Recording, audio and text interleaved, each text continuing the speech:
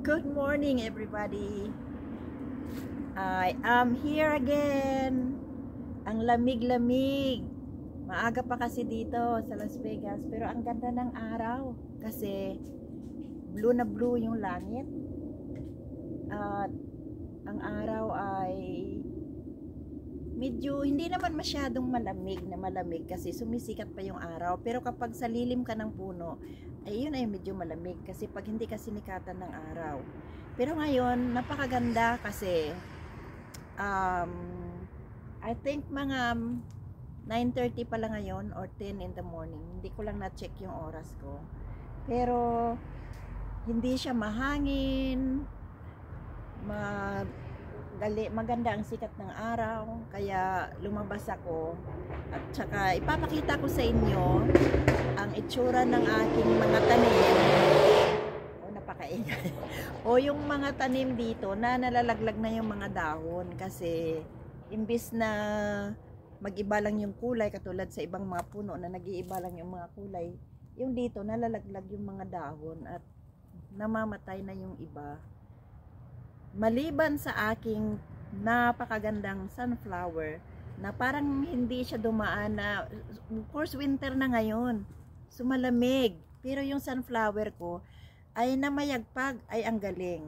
Papakita ko lang sa inyo ha. Sige, tingnan natin.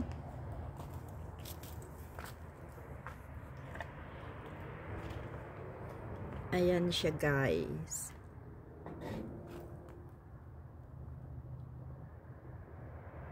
Ayan yung sunflowers. Ayan. Marami akong mga tanim na medyo nagbago na yung mga itsura.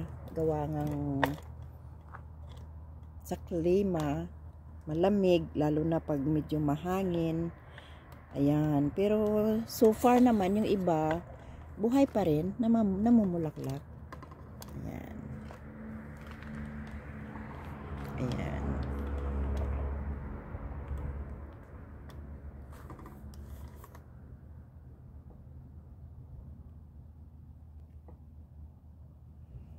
Ayan. Ayan yung aking mga tanim.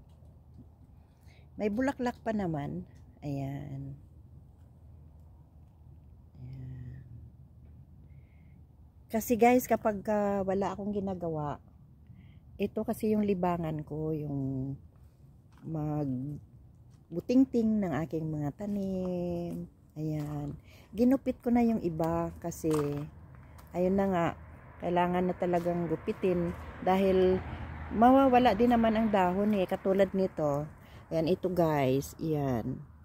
Asparagus yan. Kaso, mamamatay na yan. Pero pagdating na naman ng summer, tutubo ulit siya, babalik ulit siya. Ayan, tapos yung palm tree ko, ayan, binalutan ko ng sako.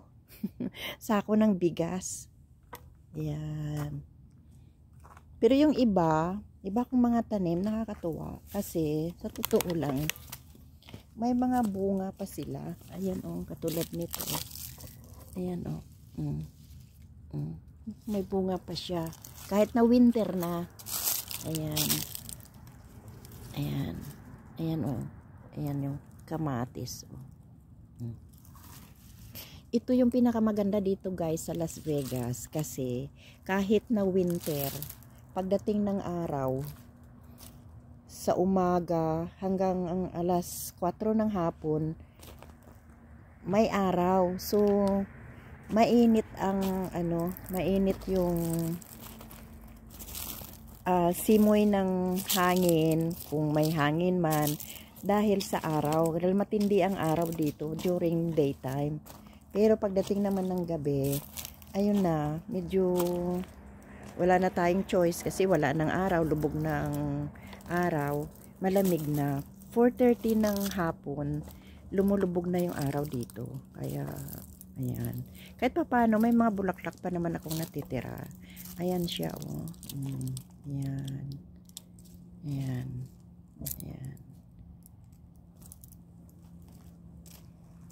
Ayan.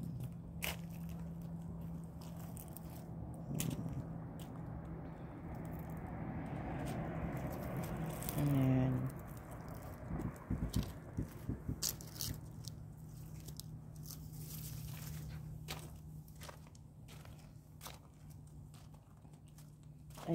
Ayan, ito sana hindi mamatay yung mga tanim ko. Ayan.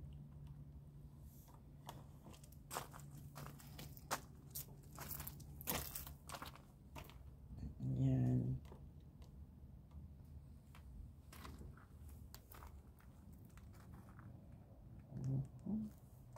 Kahit nga yung mga talong ko guys, ayan o, may bunga. Ayan o, papakita ko sa inyo. Ayan o.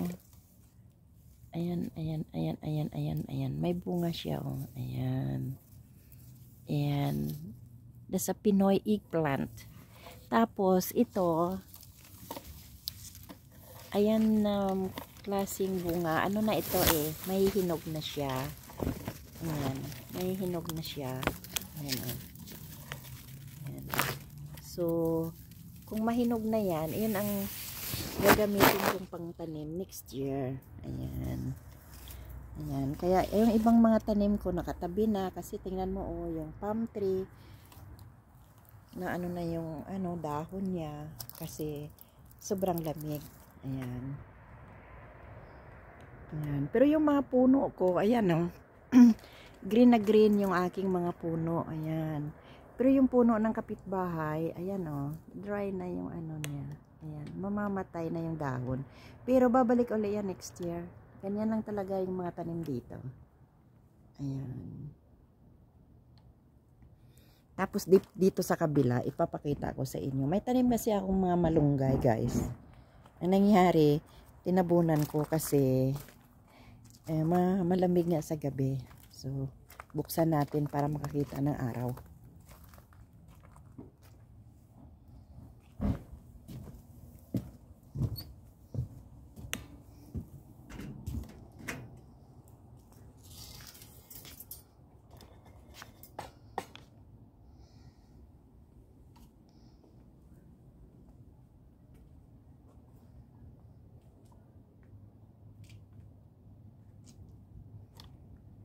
Yan guys.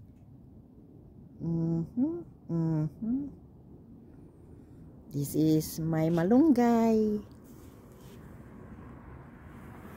Tsura. Pinotol ko siya.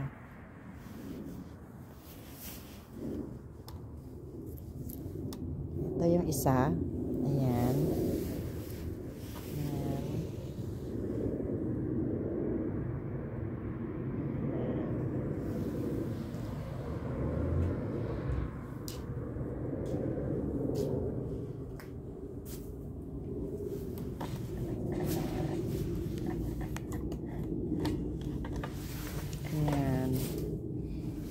Mamaya-maya lang konti.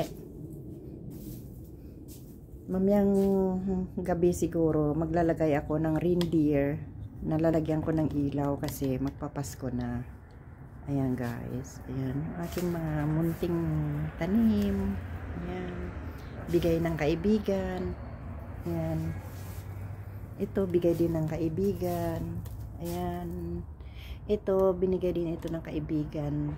Pero sad to say na wala na siya. Kinuha na siya ni Lord. Siya yung nagbigay sa akin ng halaman na yan. Ito, ayan. Bigay din sa akin ng kaibigan ko.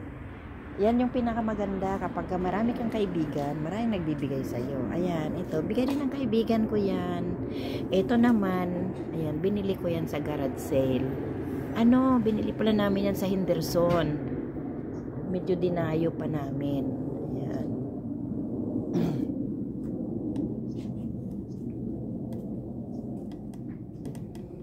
Ito yung aking garden dito sa likod. Ano, sa harapan ng bahay.